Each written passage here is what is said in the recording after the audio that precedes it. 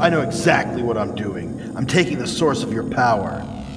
Oh well, never let it be said I didn't try to warn you. You see, all the podcast did was give me the courage and ambition to destroy our demon master, the Malbolge.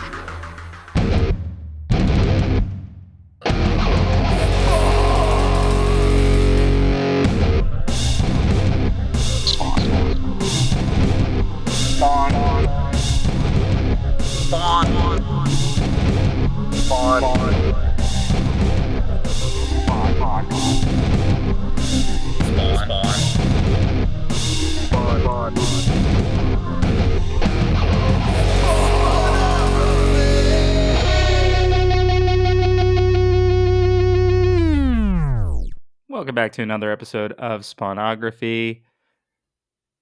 I'm your host, Pierce Lyden, pronouns they, them, here with, as always, George Marston, pronouns they, them, or she, her. And we're not alone tonight. I know. We have a guest with us. This is a very special episode for our Spawn Community, and we're welcoming to the Spawn Community Adam Reck from the Battle of the Atom podcast. I almost said Children of the Atom. That's Wow. okay. That's fine. Hi, great to have me. That's weird. Thanks for having me. It is great to have you. That's right. It's great to have you. Thank you for having You'll put me. those Fine. words in our mouth, and we'll stand by I have it. never You been know, part of a Spawn community before, so this is very exciting for me. Well, welcome to the Spawn community. AKA the Spawn Community. We always have to. We keep trying to make Spawn portmanteaus, and Yeah. The world's greatest Spawn podcast already came up with a better one. Oh, Yeah. Our friends in regarding Spawn, David and John, they call everybody Spawnverts, which is much better than trying to add Spawn to community. So Yeah. I don't know. It's fine. But we're one big happy Spawn community. Not so happy today because there was some bad news right before we started recording, which That's is true. the maestro David Lynch passed away. Yeah. Last time Pierce and I were hanging out, we went and saw Wild at Heart, which was an incredible film. Yeah, it was great. But RIP to a real one. It's very weird because I just restarted a Twin Peaks rewatch because I got all of it on Blu-ray. Yeah. But I was on my run this afternoon and I was listening to Blank Check cover Twin Peaks because you can listen to a podcast about Twin Peaks and it won't ruin anything for you if you've not seen those episodes, because you'll just be like, cool, sounds like gobbledygook. I don't know what any of this Is means. this your first time watching it, Pierce? I've watched season 1 and most of season 2, but they were covering season 3. Oh, and okay. I was just and like a few episode chunks, and so I was like, oh, I'm just gonna like listen to this because I want to listen to something while I'm running. And I got back home, paused the podcast, open up my phone, enter my house, and I'm like, oh shit. So weird, but it was a bummer. You a big David Lynch fan, Adam? I love David Lynch. I have yet to see all of his movies. I think there's maybe one or two that I haven't seen, but I've seen most of his filmography at this point, and I've watched and loved all of Twin Peaks. Plus, I've read his what was the book? Catching Big Fish.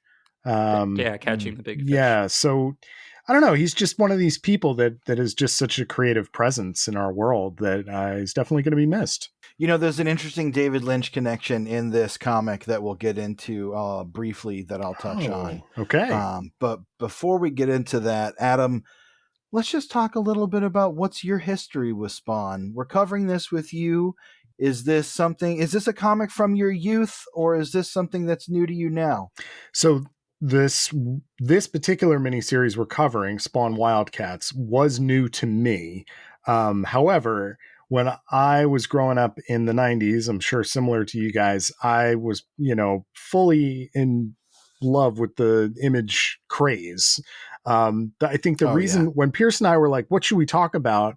I think the way we came onto this was that I was a WildC.A.T.S guy. I was very much following Jim Lee jumping over from the X-Men ship, and I was really in love with that book.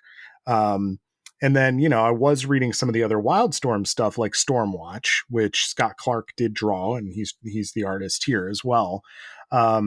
So, I was, though, like everybody else, in my little comic book nerd community, we were all reading Spawn too. I think I probably got through about 18 issues of both of those runs before I kind of like tailed off. You know, it was one of those things where like I went to college and just stopped paying attention to comics for a while. So it was fun, like kind of revisiting this era and just checking out this ridiculous over the top sensibility of this story. It is a wild comic. It's so we are covering Spawn WildC.A.T.S. And as you said, it's drawn by Scott Clark, written by Alan Moore, and Pierce will get into the full credits in a minute, but it is quite a comic. Now, I think this is interesting because I do have nostalgia for this comic. There was a summer that I went to visit my grandmother. She lived in Vermont, and I, at the time, and still do, live in Georgia. So my dad and my stepmom and my sibling and I all drove all the way up there to visit her for the summer. And along the way, every time we stopped, I would buy a comic. And it just so happened that it was the summer that this came out. So along that road trip, I happened to pick up all 4 issues as I went. Nice. And it blew my tiny, stupid mind. Reading it now, I was like, this is so hackneyed that if I didn't know better, I'd think Alan Moore might be a bad writer.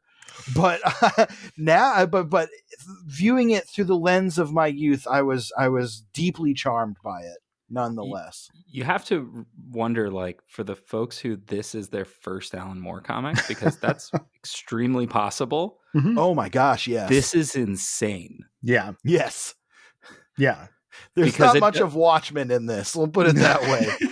There's, you know, I mean, we've talked about this a number of times with a lot of the Adam. It was called in the back matter of Spawn, the Cocoa Swiss, which was the comics critics.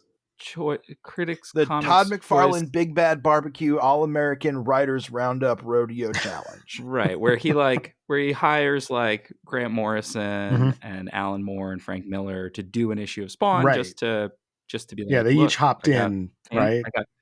Yeah. And this and they got paid like $100,000 per issue. Amazing. Which is crazy. Sounds great. Yeah, especially everybody 90s, should right? be. Sign me up. Yeah. Oh, I agree. But this just feels like Alan Moore got tapped again, because at this point he's already done the Violator miniseries. He's just a regular in rotation for this now. For all of Image.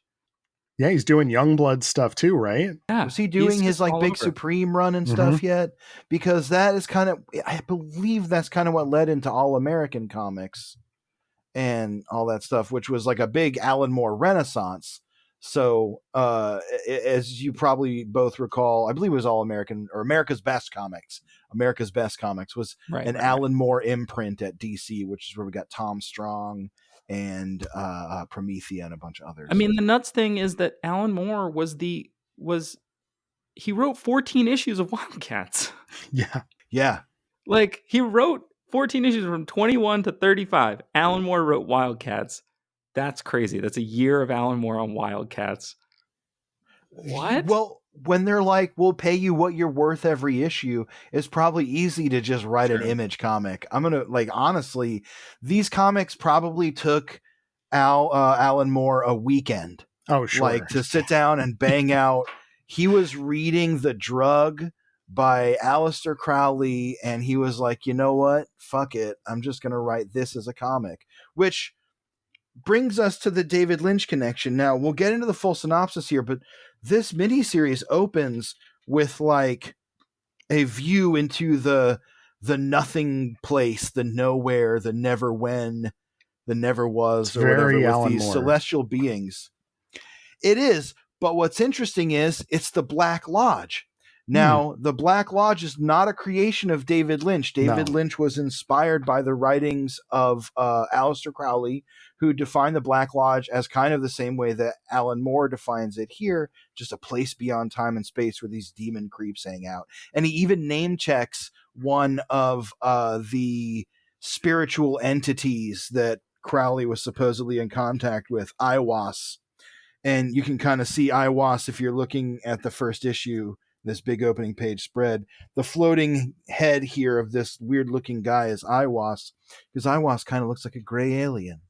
It's just interesting that it has that connection. Alan Moore, of course, is kind of a mystic in his own way. So it's got these little bits, and it also uses the term ipsissimus, which we'll get to, which is another Crowley term. So nice. Yeah.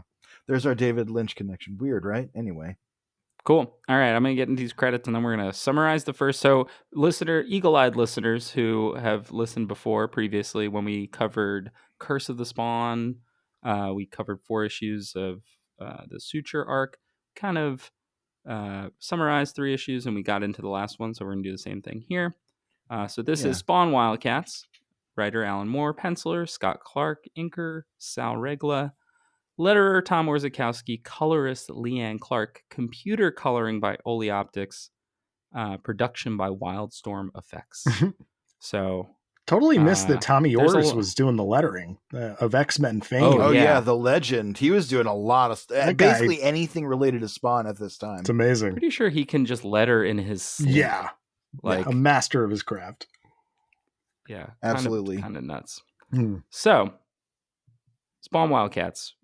As George mentioned, we open with these kind of god demons who decide that they have this like talisman that they're going to sort of unleash into the world. It does seem like they're kind of playing a game, which is kind of a fun concept to just have like these like demigods or gods or demons or whatever they are sort of being like, I don't know, let's see what happens if we throw this out here.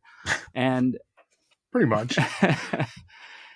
and that'll lead us straight to meeting our wild covert action team. Yeah. They're all kind of just hanging out in their clubhouse, just comparing swords and stuff and complaining about their masks, when Spawn shows up out of nowhere and is like, Grifter and Zealot, prepare to die, because you came to kill me and I'm here for revenge. Scott Clark and Sal Regla really are like backgrounds. Who needs them? A lot of close-ups.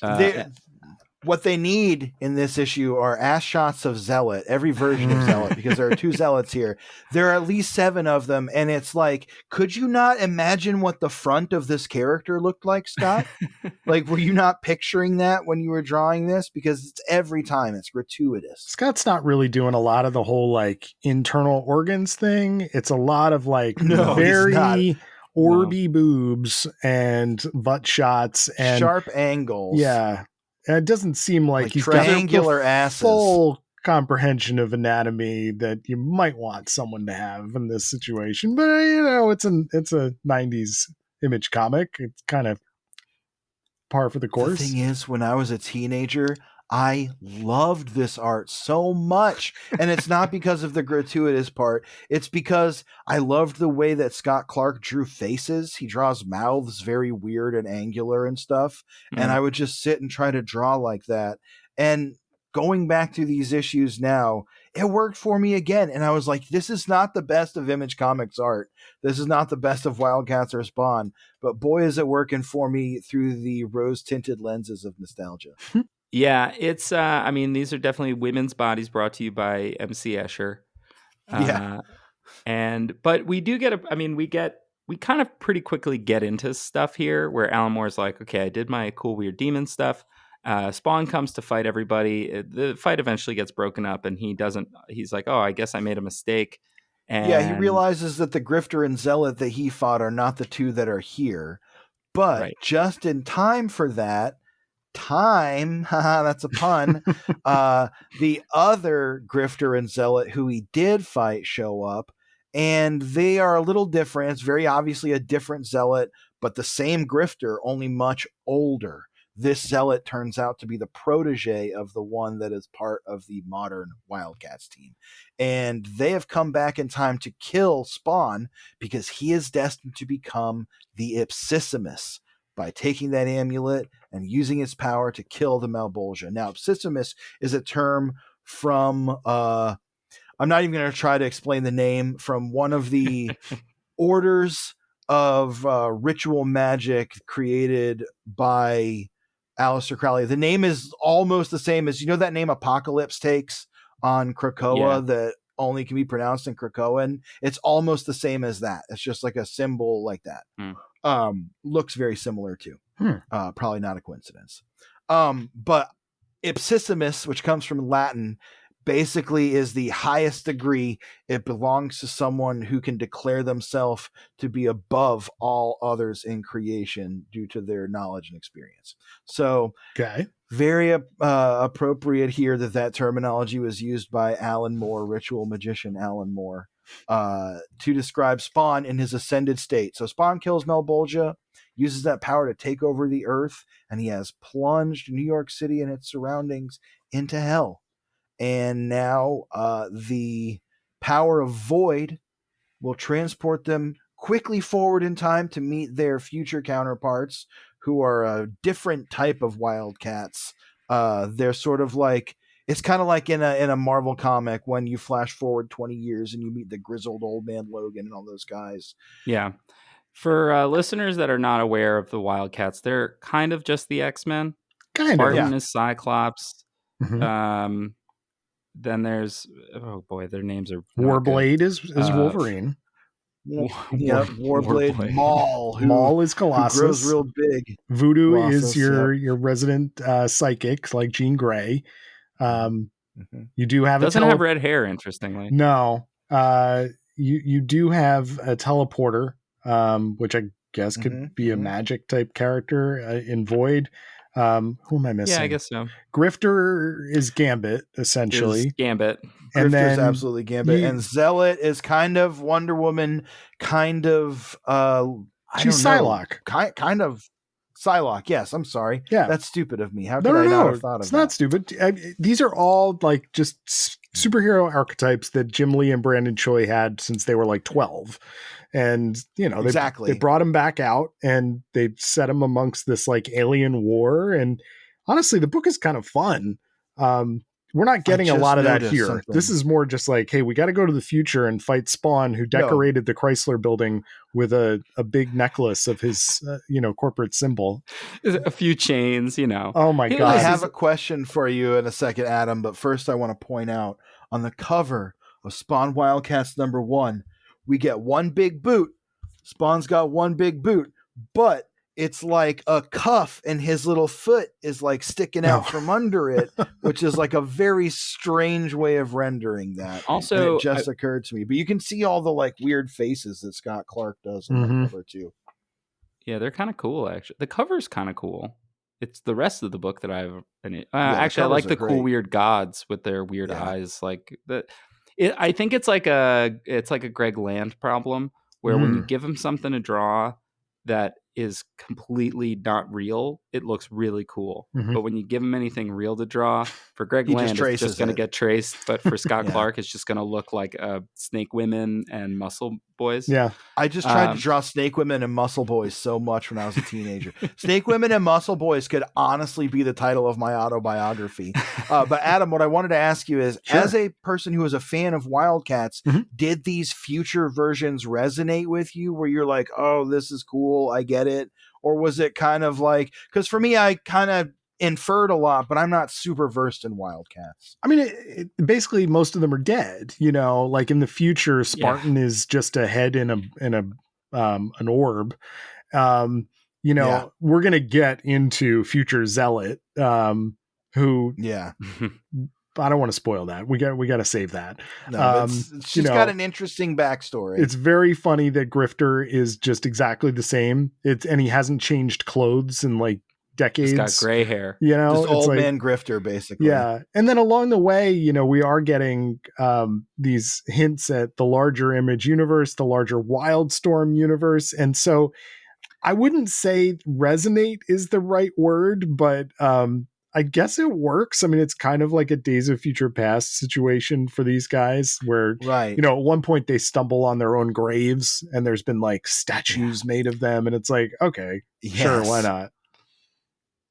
Yeah. Which means sculptors in the future of 2015 still have jobs. So that's good. Artists. They're still being hired. Spawn cares about art. 20-foot tall effigies to, Warblade and Voodoo and in an underground cave.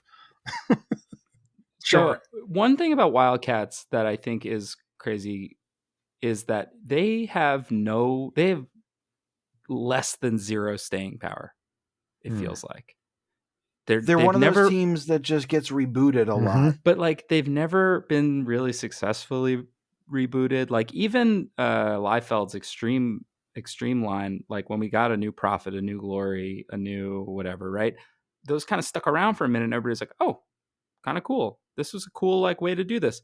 Why do you guys think that we haven't been able to like crack WildCats?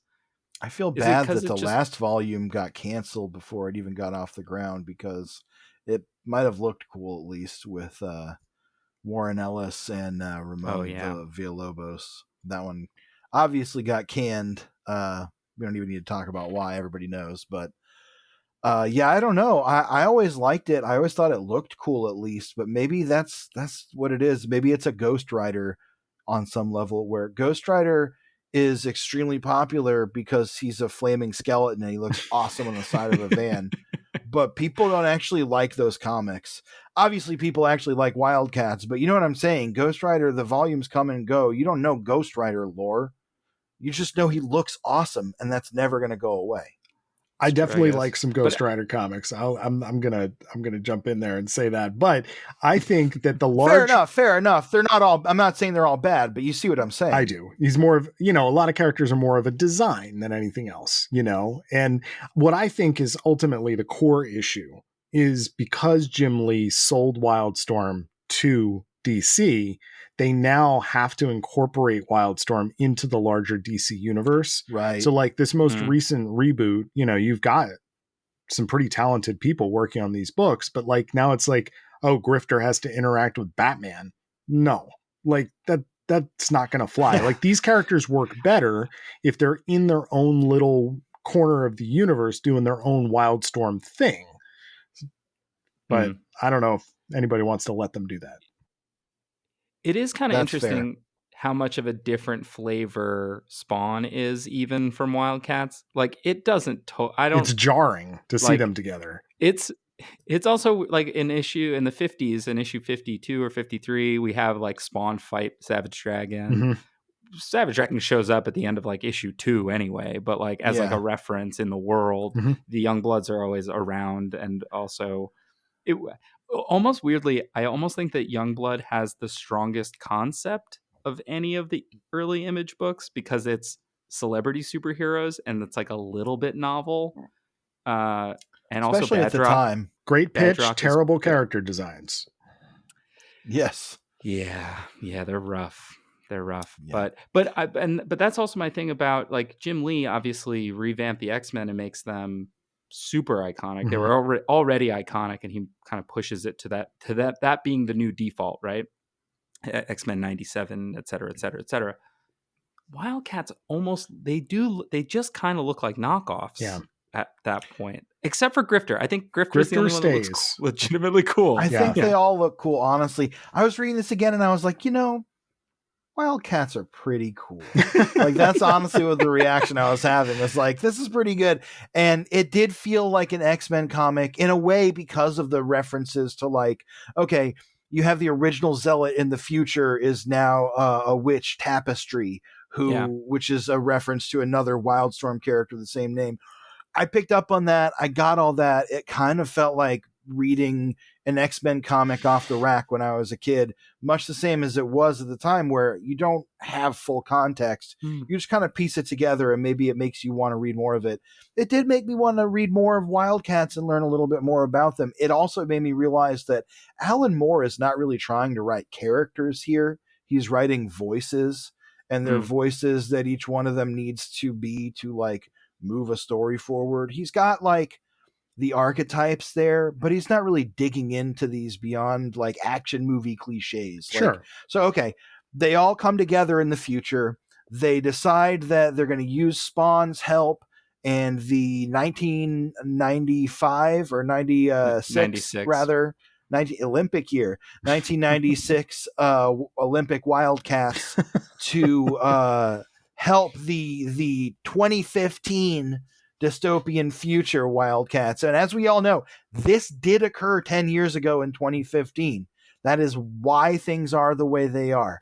And we honestly have Spawn and WildC.A.T.S to thank that we are even making it through right now. That said, they all team up with the Black Razor gang, right, the who Black are like Razors. ninjas. Love how the Black Razors have their own logo. They have logo printed gear. Yeah. It's like razors it's on awesome. their chest. You're like, it's so sick. Who silk like screened that definitely for you? Scott Clark. And I think the end of the first issue even is called Streets of Fire, which is, of course, an 80s like dystopian future weird movie. It feels like Alan Moore, at least, and probably Scott Clark too, are very keyed in on those like cliches and those tropes, because there's a lot of like ninjas in their own shirts standing over burning trash cans talking about like being ninjas. They all decide to team up and finally take down the Obsessimus once and for all. And issue 4 kind of picks up where we leave off at the end of issue 3. They've made their way into the tower. They've discovered that certain I think it's Void has become a concubine of the Obsessimus. That was upsetting. That was very weird. That was like it couldn't be an Alan Moore comic without that. There's some very weird misogyny going on in this comic with like, the sex slaves and then the stuff we're going to get into later with this 4th issue. But that was really bonkers. Yeah, it was. And like, okay, so Void has become a concubine and she's lost her powers, and the 1996 Void, who still has her powers, takes it out on the Troika, who are a trio of villains who have been fused into one villain in the future. So stupid. Weirdest part about it is the only one of the Troika, a Russian word, that has an accent is German. Yeah. So sure, seems like definitely an 80s like movie villain where they're like commie Nazis or whatever. But she drops Troika from a tower, and it is one of those things where it feels like Alan Moore wrote that scene just to justify Void having been a concubine. Like, I know he did. Probably. Yeah. I mean, a lot of the stuff we didn't really. I'm an Alan Moore fan. I want to make that clear. I am not. But he's got his foibles. No. Okay. Well, there we go. I'm not a fan of this Alan Moore in particular. I think he has his high points, and I think I'm a fan of the fact that he's a wizard. But yeah, no, I think he has his writing foibles that he falls back on, and some of the pitfalls of his own writing, even at its highest apex, come through in this, what I would consider a fairly lowly work of fiction. Proving my point also, to slightly change gears, proving my point that Scott Clark is really good when he doesn't have to draw something that's real. All the times that the Violator and the Fleabag brothers show up, that shit slams. Those fight scenes are cool. The Fleabag brothers and Violator look awesome. They're really heavily inked, which is great. They look awesome. They're great. And that is one of by far the stupidest designs in all of comic books is the Violator design. But I love it. And it looks, and when like good artists get a hold of it, it ends up looking really sick. So shout out to Scott Clark on that. I do wish we got to see the Vacillator, or maybe not. I'm not sure. So we pick up with 4 with them having invaded the tower. They've met Maul, the future Maul, who is now a mindless giant slave of the Obsessimus, his number one enforcer. And Maul has basically brought them into the Obsessimus's chamber. And that's because kind of where number 4 picks up. That's because Maul's thing is that the bigger he gets, the dumber he gets, right? That is correct. Yeah, it's his brain to body ratio. Like his brain stays the same size compared to his body. And so like he has less control the bigger he gets, which is an interesting gimmick, I guess, when you think about a dinosaur. It's also funny because inspired by like a brontosaurus or something. Yeah, it's also like a sight gag because you get to see giant Maul, but then you realize that future Ipsissimus, I don't know if I'm saying that correctly, evil king of the world Spawn is like 10 times as big as giant Maul. So it's like, oh no, how are we going to beat this guy? He also would not fit inside the Chrysler building. No. He's as big as the Chrysler building. He's as big as the Chrysler building. Who knows? It's magic. Well, yeah, that's true. We can no prize that and assume that Spawn made the Chrysler building 10 times bigger. just as a big middle finger. Fuck you I mean, to the rest of the his world. decorating leaves something to be desired. He puts like 4 chains around it, and he puts his own logo on it. It's very And funny. Looks like my bedroom when I was a teenager at the Yeah. time. Just a Spawn poster and a couple of chains. They're like, it's changed. You're not going to recognize the Chrysler building. It's terrible. And like, it just has this necklace of Spawn on it. It's so funny. That's the thing about the apocalypse of 2020 or 2015 that's happening that is being imagined by This is what led to the 1996. Running Man in 2017. Yeah, exactly. But they stopped the Abscissimus, but Running Man still happens. That's why it happened. Oof. But one thing, I think that one thing that's a little frustrating in this comic is that, like, those fight scenes look really good, but I already said, like, there's like no backgrounds. Most of the characters just kind of stand around and pose. And then you look at like what the apocalypse is supposed to look like, and it's boring. Yeah. It's so boring. It's just normal New York, kind of, but like we didn't feel like drawing all the windows. Yeah, exactly. It feels like the aftermath of like a parade. Like, and compared to how creative the designs of a lot of the Wildcats are themselves, like, it does leave something to be. I expected to turn that page in for it to be like a huge creepy spire or something, but certainly it was not. So issue 4 opens with Spawn grabbing Little Maul and flicking him across the room, I guess, and he flicks him into a wall, and then we get this. I actually like this page a lot. I love the giant. Oh, him flicking him or the giant hand? Spawn? Well, both of them. But I like the opening page of the flick. I just think it's fun. When I was a kid, I thought it was so sick that he was like throwing him. And we get our full look at Spawn at Abscissimus Spawn, and he looks cool. He looks great. Good job, Scott Clark. You clearly spent a lot of time on this sideways double page spread, which is one of the things. At least on the Spawn. Yeah, everything else is it's fine. I mean. I kind of like the panel that looks almost like a corner box with like all the heroes lined up with Spawn here. Yeah. But then you look at down at the bottom of just like the figures just kind of floating in space. Like you got Spartan just kind of floating there. That's what a lot of these look like. There'll be characters that are like running in one panel, and then in the far shot, they're just like weirdly balleting around, and it's like the inconsistent anatomy. But the big close-ups of like Giant Maul yelling "Groar" as he grabs fucking Grifter there, it's cool. Like his face looked awesome to me when I was a kid, and it still kind of has an energy to me that I really like. Every time he draws the Abscissimus Spawn's face, I think he looks weird and menacing. It's very cool to me. He also he doesn't consistently have the whites in the colors, which I think is actually kind of cool. It helps you realize who you're looking at, which is nice. But I think it's cool, this sort of like Spawn that's given even more into darkness, that sometimes his costume doesn't even show through. I'm no-prizing that a little bit. But Spawn, or the Abscissimus rather, 6 Giant Maul, Future Maul on the Wildcats, and Little Spawn. And Little Spawn. Older Grifter. They asked Voodoo to calm him down. Now this is a hardcore moment. They're like, Voodoo, can you use your powers? And she says, no, he's got no mind. And Grifter, with ice in his fucking veins, goes, well, then there's only one thing to do. And he pulls out his gun and one-shots him straight to the dome, blows him away.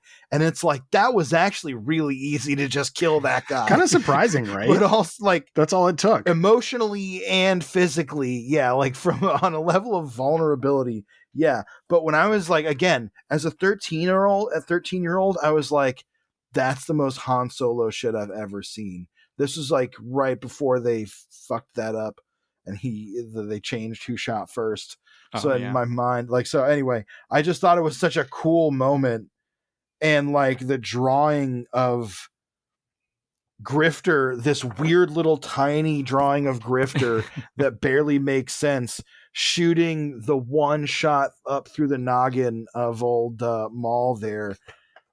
When I was a kid, I was like, whoa, I did not expect to see that in a comic. Even now, I'm kind of like, can't believe Alan Moore was like, and then he just shoots him in the fucking head, mate. Well, in response, we get Giant Spawn is like, man, you killed my pet. And so I'm going to get revenge. Yes. And he takes like Hadrian's head, Spartan's head in a jar and just like,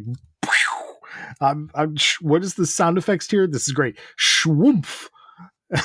Shwoomph. Another kick-ass drawing from Scott Clark, though, of the glass orb shattering and like the energy blasting through it. He's good at those big high energy shots, but anything that's like supposed to establish, what the story is or who the characters are is kind of just getting thrown there. Yeah.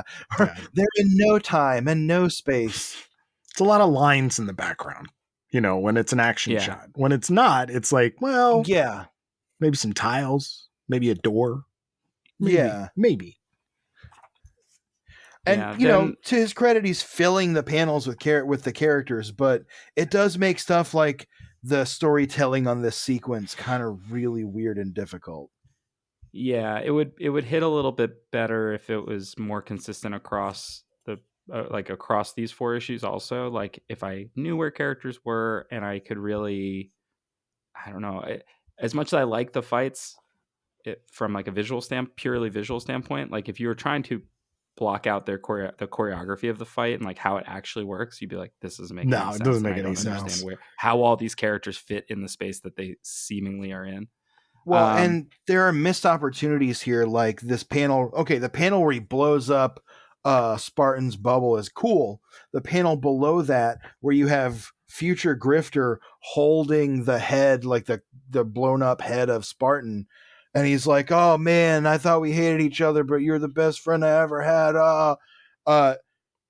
This is a deadline panel. This is like I have to get this out because you have Grifter's entire face cast in black, which, valid technique to show despair, but also then he's showing just his hand gripping the back of Spartan's head instead of like the cool cyborg remains of his face, which would be a much more dynamic kind of drawing.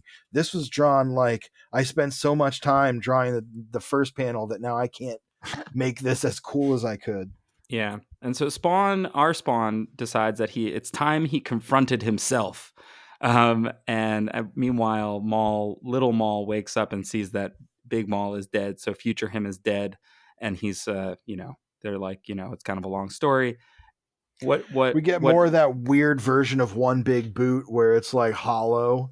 And it's like, is that just knocking around on his leg all the time? The new zealot, who is black, says like, we have to leave. Like, you can't be here because as you witness what's going on here, you're giving that information to the Abscissimus because you're the same, because time travel is stupid and none of it makes sense. Well, they realize, that the reason they're losing this fight is because he had all their ninjas killed and everything beforehand because he knew they were coming because he's Spawn. Right. So as they're fleeing, Spawn grabs the medallion off his neck, and the Abscissimus is like, "Oh, you like that little trinket? I don't actually need it for my powers, so why don't you take it from me?" As if there's no ulterior motive to that we'll get to. It doesn't make a lot of sense, though, the time travel thing, because, like, why does future Spawn need to know what past Spawn knows, given that past Spawn really doesn't know anything, and future Spawn is like 10 stories high and could just step on them? You said it, buddy. Doesn't make any sense. Well, that's the thing. It's that time loop of he's got to create himself. And again, the only way this makes sense at all is with that device of these beings of chaos outside time and space creating this time loop on purpose. But as we'll see, it can be undone in the weirdest of ways, and we'll get to that. Yeah, as Pierce was saying, the new zealot is like, we got to get you out of here, and uses her... I don't know. Oh, she takes him out of the room to where Tapestry is. That's right. Right. She takes him to Tapestry. Sends them back. I gotta make sure the listeners know 2 things here. One, this young future zealot is like uber sexualized. Like her costume is even more sex pot than the original Jim Lee Zealot costume, which is already just a sexy Yes. Psylocke ninja costume. So future Zealot Absolutely. is like barely held in. This is like a Witchblade style costume, like from the edges of the boobs, right? So I want to again, Scott. Yeah, go ahead. I was just going to say, Scott Clark is also taking every opportunity to further sexualize it with the poses he's drawing her in and the angles and stuff. It is. So we got to just set that up before we get to the punchline later. But the other thing I do want to point out, which I did find very funny, is that future Zealot, who is quite old and is supposed to be sort of like, 70, right? She's wrinkled and everything. Something like that. She's still wearing the same Zealot costume. That's even true. though she's like an old lady in a wheelchair. And it's so funny when they do the reveal of that earlier in the series. She's like, oh, don't mind if I don't get up, and you're like, oh, but you're still wearing the sexy ninja outfit. That's odd. Hell yeah. Her tits still look great. That's right. So, those didn't age. You got to show them off. No, not at all. Also, future Zealot is wearing, and we have left this out. The reason, future Zealot is wearing a muzzle. Yeah. Yeah, like the new Zealot. She's wearing like a weird mask. Kind of like, it's like a ninja mask, but it looks like a muzzle. It doesn't quite work. It's meant to look, I think, like a samurai, like the Mempo kind of thing. Yeah. Like a Scorpion Sub-Zero kind of thing. Yes. But it doesn't work. It looks more bondagey than that. Yeah. They go back to the present day of 1996. Go ahead, Pierce. And who's there? It's Jacob Marlowe is there. Yep, Lord Amber. Who we did see in the future, and he's immortal. Kind of their Professor X in a way. And he's immortal, so he was being Prometheus. Oh right, where Ipsissimus had him strung up and had birds eating his liver every day. Yeah. Yes. So, Robo-bird. Which gets explained in great detail in case you don't know the story at all. Which, as a 12-year-old, I wouldn't have. I mean, I definitely did. I was like, oh, wow, I'm a pretentious little dickhead too. I really understand this. See, Spawn Wildcats can still teach children something. Probably the first Alan Moore comic I read, come to think of it, when I was like 13. It would almost have to have been. There's an off chance I read something else. That's the thing that was wild to me getting back to it now, was that as an adult, I obviously have taken an interest in things like the writings of Aleister Crowley and these terms of ritual magic and stuff that Alan Moore also has a fascination with and has peppered into his work. And it's only as I've gone back through it retroactively as an adult that I've realized, like, wow, that was even there in this other random thing. Just an interesting coincidence, but also kind of, again, that parallel interest of things that Alan Moore includes in his work. Yeah. Yeah, it occurred to me just now as we were talking about that. This probably was the first Alan Moore comic I ever read. And I probably didn't have any idea. I didn't really remember that it was Alan Moore until I picked it back up. So, interesting.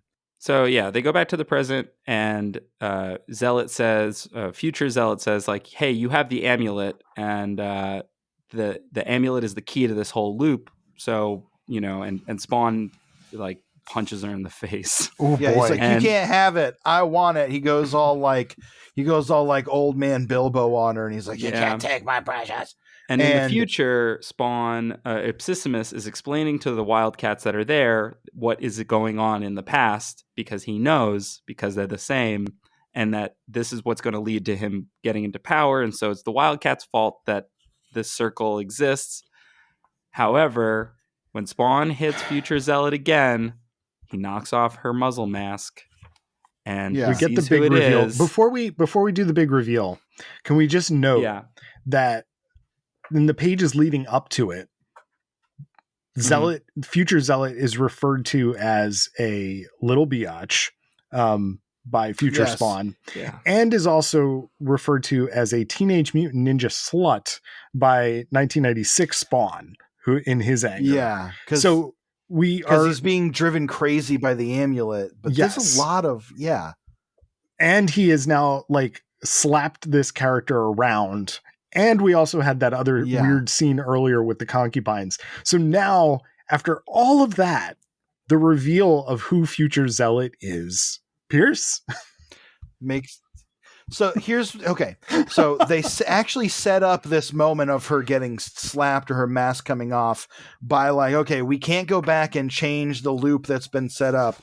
But if Void and past Zealot and old Zealot and Voodoo all come together, they can use their combined powers to alter one tiny moment in time that will break the loop, which is her mask getting knocked off her face. Now, we don't know if it's the slap or the mask coming off, but it's this key moment where Spawn sees her face and realizes that she is none other than Cyan. Oh my God. Who is the not daughter his of daughter. Wanda and Terry Fitzgerald. And we learn that he says, oh my God, what happened to Wanda? And she says, she fucking killed herself, dog. She unalived. And Spawn, just overcome with grief, has this very weird moment. Now, I will say, even as a kid, okay, the time loop thing blew my freaking mind. My brain was just out my ears when I was like, it's a time loop, and he sees her face and it breaks the time loop, because Spawn sees that it's Cyan. He gives her the medallion, says maybe this makes up for all those lost birthdays, so he never becomes the Abscissamus. She fades away, but he's like, oh baby, I didn't mean to hit you, I'm so sorry. And it's like he's holding her in this very weirdly sexual way that is not aided again by Scott Clark, once again taking the opportunity to draw a very gratuitous Zealot ass shot while Spawn is apologizing for hitting her. There is a weird undercurrent of misogyny. You are right. It's so, that is combining.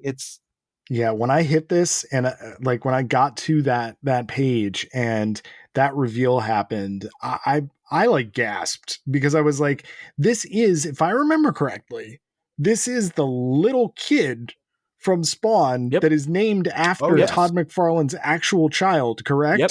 And like, yes. Oh, absolutely correct. Oh, what? We're doing this? This is what we're doing here, Alan? This is not cool. Like, no. Oh, man. He goes all Cody Rhodes at that press conference and is like, no, what's happening? This isn't part of the story, the Abscissamus.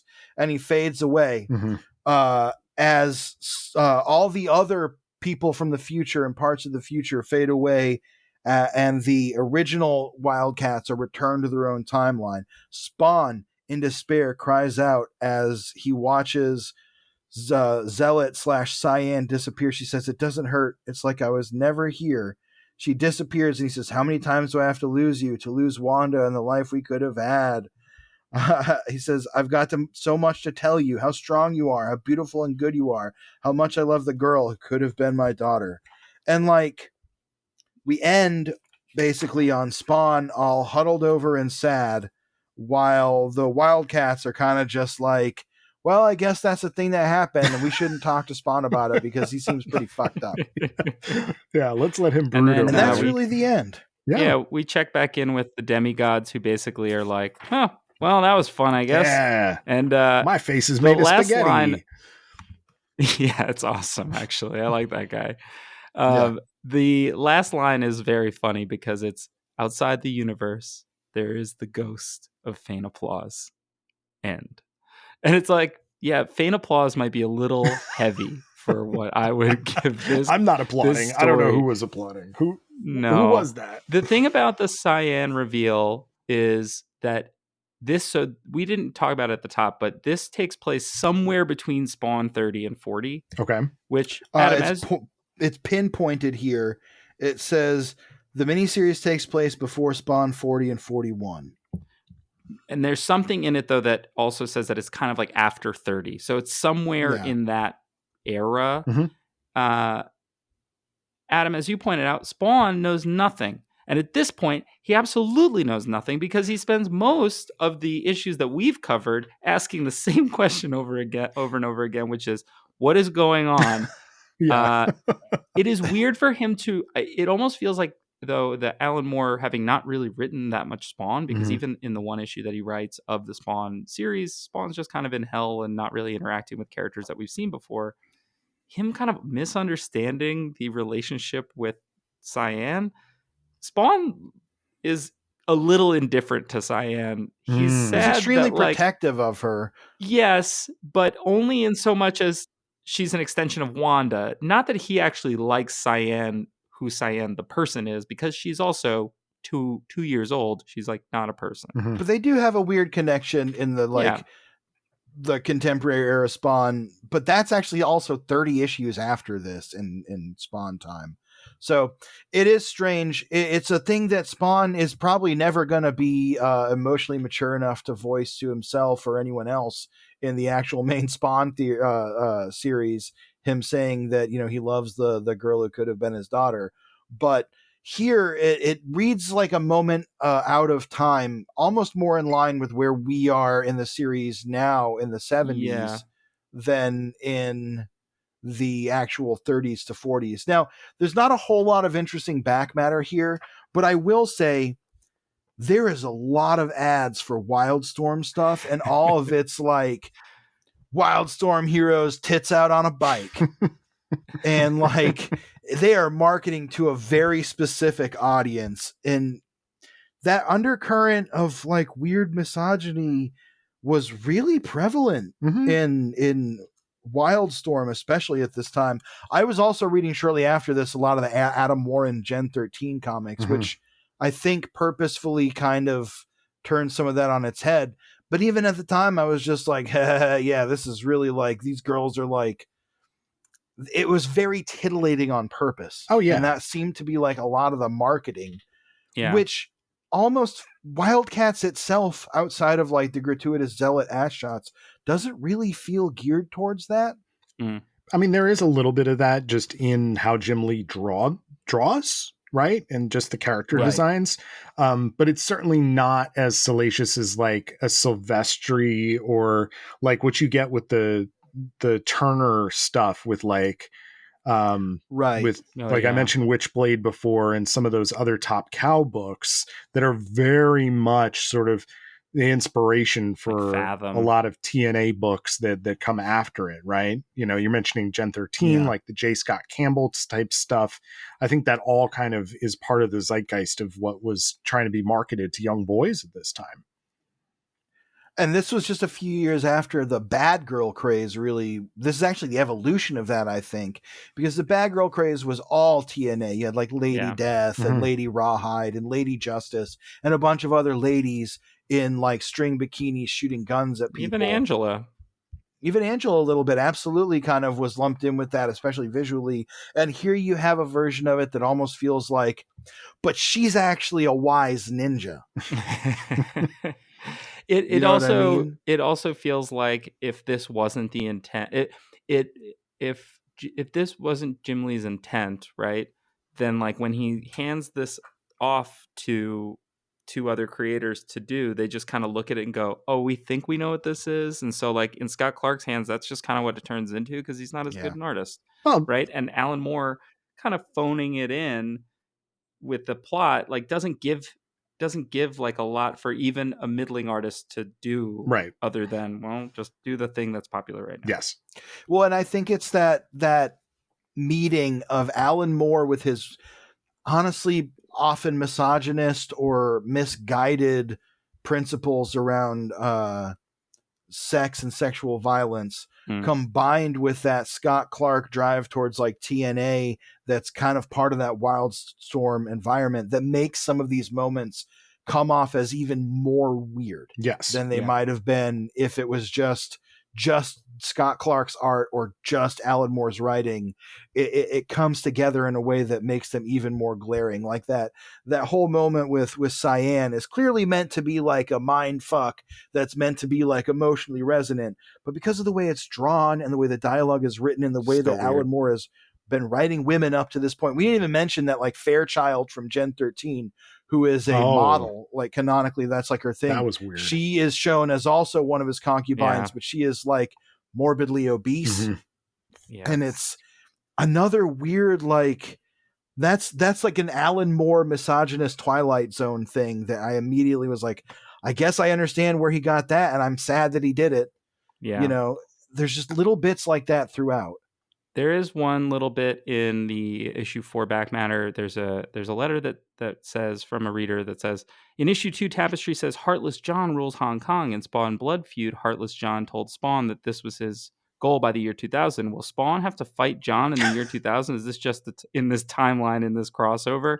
And they write back, as you see in this issue, the future timeline unraveled when Spawn decided not to embrace the dark side. The question of whether Heartless John will rule Hong Kong in the year 2000 is still up in the air. I'm pretty sure that's Sansker for eagle-eyed listeners, Yes. who is the villain of Spawn Blood Feud. So that's kind of fun little throwback there. I guess we kind of already have gotten into final thoughts here, but well, we can wrap it up. I think we're kind of we've mused a little bit on like the overall like issues with the issues, but yeah, Adam, what are your final thoughts on Spawn Wildcats as a whole, and even this issue? I was entertained. I was disturbed, but it's of a piece with a lot of the other like Deathmate-esque crossover stuff that Image was doing at the time. And, you know, as much as I don't think I walked away liking this, especially given how it ends, you know, it's pretty disturbing. You know, there's part of me that always has a fondness for the ridiculousness of this era. So I'm not angry that I read it or anything. Yeah, I think my final thoughts would be future, current, present 2025 George was like, oh God. Again, I was like, if I didn't know better, I'd think Alan Moore sucked at writing. But through all that, the rose-colored glasses of nostalgia, as I also said, were so powerful for me that I was immediately transported back to the excitement I had as a kid. And these are just comics that were designed exactly for that 13-year-old teenager, exactly for that kid who is on a road trip with their parents, picking up these comics and just finding excitement in it along the way. I read them so many times and I tried to copy the art so much that I don't even understand why now, other than like, I think I liked his faces. But overall, I can't say that I didn't enjoy the trip down memory lane and the nostalgia of it all, even through the weirdness of it. And I did like finding those little Alan Moore kind of, the non-bad kind of Alan Moore Easter eggs of his like kind of magical proclivities. Sure. Yeah, that stuff's fun. For me, I mean, I don't think I even came across this when I was a kid. This mini is just making me really love where we're at currently in Spawn. It's making me feel like, boy, and we feel this way a lot when we go off the beaten path of the main Spawn title and we have to go into Curse of Spawn or whatever, that we get back to normal Spawn, original flavor Spawn, and we're like, oh, it's so good. Thank goodness. And it's just kind of good by comparison. But it's interesting. I kind of like when we dip in with these other characters, especially in the Image universe, where they were like, they wanted a shared universe for a little while, but that was just never going to happen with the egos involved. It was never going to happen. Even the characters don't really fit together, right? Like, they just don't really work together in the same way. And this story attempts to make them work together, but even that kind of falls by the wayside. There's one thing that's interesting. The characters in the book at the beginning are kind of all of the characters in the book. There's like no normal people. This is such like this story affected nobody, which is so weird. It's such a weird little capsule of itself. But yeah, I mean, as a time capsule, it's kind of fun, and it's bad, but it's whatever. It's okay, I guess. Yeah.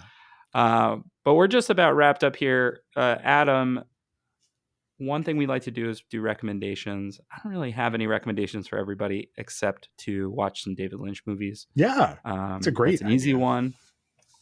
George, you got any recs?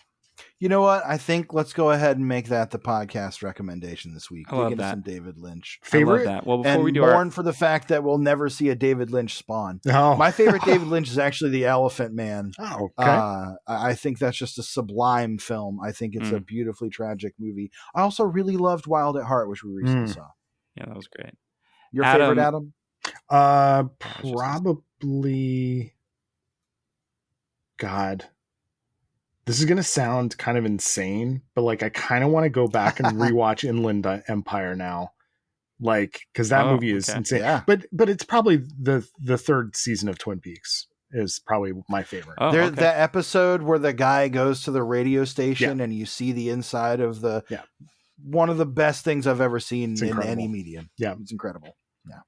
Adam, we didn't talk about it too much at the top, but your show, Battle of the Atom, do you want to kind of give our listeners a little pitch for it? Yeah. So Spawnography listeners, if you're into X-Men, we, for the last like 7+ years, my co-host Zach and I have been ranking every single X-Men story that's ever been made. I'm not sure when this episode is coming out, but we are getting very close to ranking 1,000 X-Men or 1,000th X-Men story. We do 3 a week. Wow. So if that's something you're interested in, new episodes come out every Monday. Just search Battle of the Atom on whatever you listen on podcasts on, and we'd love to have you tune in. Perfect. Cool. Well, this has been another episode of Spawnography. If you like the show, you can rate, review, subscribe on Apple Podcasts, Spotify, wherever you get your podcasts. We're on YouTube as well. You can leave comments on Spotify now. You can do that. But, most of all, just word of mouth really helps. So if you tell a friend to tell a friend to tell a friend, that's really great. If you do write a review, we'll read it on the air. We always do that. And we'll probably post about it on social media. Speaking of social media, you can find us at Spawnography Pod or at Spawnography, wherever you decide to look for us. If you can't find us there, we're not there because we're old and I don't do social media so well. If you love the show, hate the show, want to send us your feelings about it, send us an email, spawnographypod@gmail.com. And I think that's pretty much it. George and Adam, for Todd so loved the world, he gave his only begotten spawn. See you later, Hellspawn. Spawnography!